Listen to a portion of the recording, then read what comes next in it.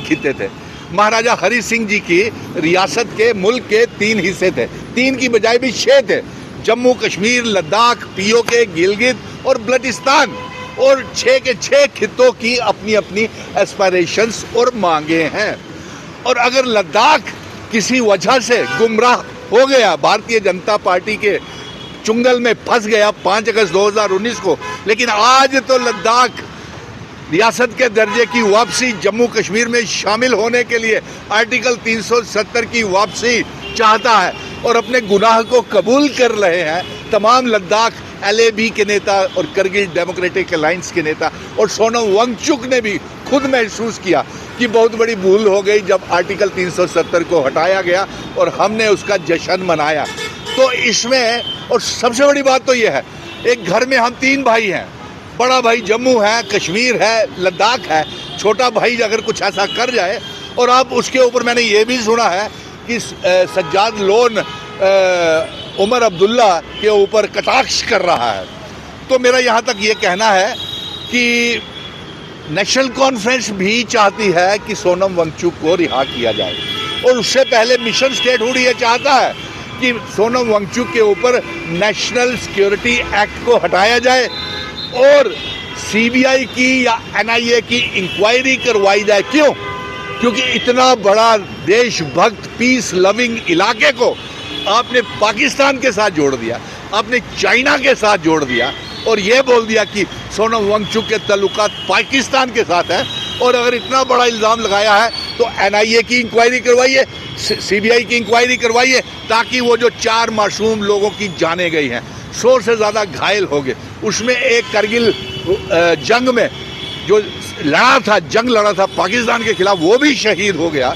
और इतने तबाही कर दी, किसने ऑर्डर दिया गोली का, किसने ऑर्डर दिया वहाँ पे हुक्मनामा लाठी चार्ज का, कौन है उसके लिए जिम्मेवार? तो इसकी CBI और NIA की इंक्वायरी करवा ली जाए। सर, महराज मलिक के लिए बताया जा रहा है कि उसको जो है अलाउ कर देना चाहिए, जिस तरह से लोकसभा में इंडियन रशीद को अलाउ किया गया।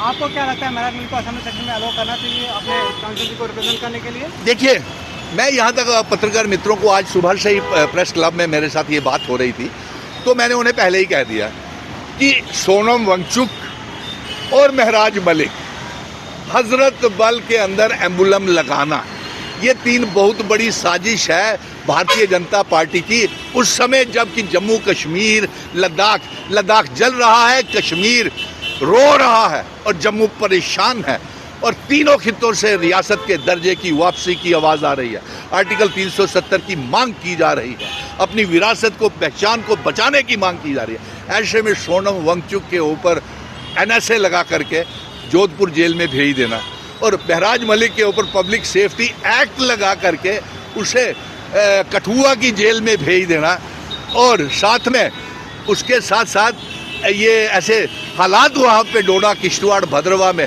नेट आज भी बंद है, कर्फ्यू लगे, ग्रेड ब्लास्ट हो गए, डोडा में हालात ख़राब हो गए। तो क्या इसके लिए वो महराज मलिक जिम्मेवार है? महराज मलिक के समर्थन में तो हज़ारों लाखों लोग आ गए, और पूरी देश जो है, देश ही नहीं, नेशनल और इंटरनेशनल लेवल के लोग इतने, उस एनवायरलिस्ट के साथ, वांगचुक के साथ, सोनम वांगचुक के साथ, आज उसकी बीवी ने, गीतांजलि वांगचुक ने सुप्रीम कोर्ट में एक पटिशन दायर कर दी है कि इसके ऊपर NSA और इसको रिहा किया जाए।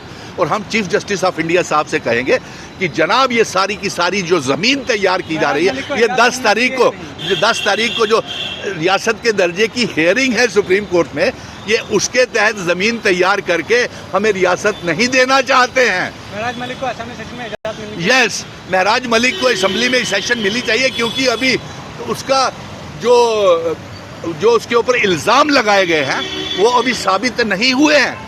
अभी केस चलेंगे, उसको रिहा करना चाहिए। अभी सुनवाई कोर्टों में चलेगी, कोर्ट में तारीख लगी हुई है, और हम चीफ जस्टिस से और हाई कोर्ट से भी, सुप्रीम कोर्ट से भी कहेंगे कि ये मिस यूज़ ऑफ पावर है, इसे महराज मलिक को ये जो है क्वैश किया जाए, इनका PS है।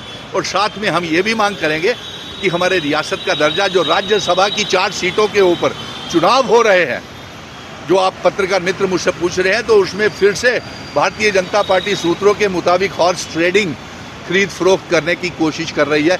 ताकि उसकी कम से कम 2 सीटें आ जाएं। और इसमें भी आप पत्रकार मित्र मुझसे ये कुछ महबूबा मुफ्ती के बारे में भी जानना चाहते हैं। क्या सवाल आप पूछ रहे थे? महबूबा मुफ्ती कहती है कि बीजेपी बंदूक के नोक पर यहाँ जम्मू कश्मीर के लोगों को तिरंगा उठाने के लिए मजबूर कर रही, पहले लोग खुद ही उठाते। देखिए ये जो महबूबा मुफ्ती, ये देखिए ये डबल स्टैंडर्ड के बयान जारी नहीं करने चाहिए। ये दोहरी राजनीति नहीं चलेगी। हिंदुस्तान, जम्मू कश्मीर भारत का अभिन्न अंग था, है और रहेगा। जम्मू कश्मीर, लद्दाख, पीओके, गिलगित, बल्टिस्तान जम्मू कश्मीर रियासत का हिस्सा बनना चाहता है, हम इसे बना करके भारत का हिस्सा रखेंगे। और दूसरा, ये इस तरीके से बयानबाजी करना, ये बयानबाजी महबूबा बहन से मैं कहूँगा कि आपकी ऐसी बयानबाजी की वजह से आज आर्टिकल 370 चला गया, हमारी रियासत टूट गई। आपके इसी बयानबाजी की जगह से जो आपने निकाहनामा बीजेपी के साथ किया था, तब आपको ये क्यों नहीं सोचा? आज आपको ये समझ क्यों आ रही है? ताकि आप रियासत में अनस्टेबिलिटी क्रिएट कर रहे हैं। और मैं ये कहूँगा कि राज्यसभा के चुनावों में पत्रकार मित्र मुझसे ये पूछ रहे थे, उनकी ज़रूरत नहीं है, क्योंकि 90 MLA जब मिल करके रियासत का दर्जा वापस नहीं ला पा रहे, सिर्फ पहली तारीख को अपनी तनख्वाहें निकालते हैं, उससे ज़्यादा वो कोई काम कर नहीं पा रहे हैं। तो ऐसे में जो 4 राज्यसभा में भेजोगे आप, वो भी तो जम्मू कश्मीर की आवाम के ऊपर बोझ बन जाएंगे। तनख्वाह निकालेंगे, काली काली गाड़ियाँ झूटेंगे, रियासत तो फिर नहीं आएगी। इसलिए जब तक रियासत का दर्जा वापस नहीं आता, सुन लीजिए पत्रकार मित्रों, जब तक रियासत का दर्जा वापस नहीं आता, इस लेफ्टिनेंट गवर्नर मनोज सिन्हा साहब की रेजिग्नेशन होना चाहिए और जम्मू कश्मीर की असेंबली को डिसॉल्व करना चाहिए। राज्यसभा के चुनाव नहीं होने चाहिए जब तक कि रियासत का दर्जा वापस नहीं मिलता, और बिना शर्त अनकंडीशनली सोनम वांगचुक को रिहा किया जाए, ताकि लद्दाख में अमन और शांति हो सके। और महराज मलिक को जल्द से जल्द रिहा करके उसे भी असेंबली का सेशन अटेंड करने दिया जाना चाहिए।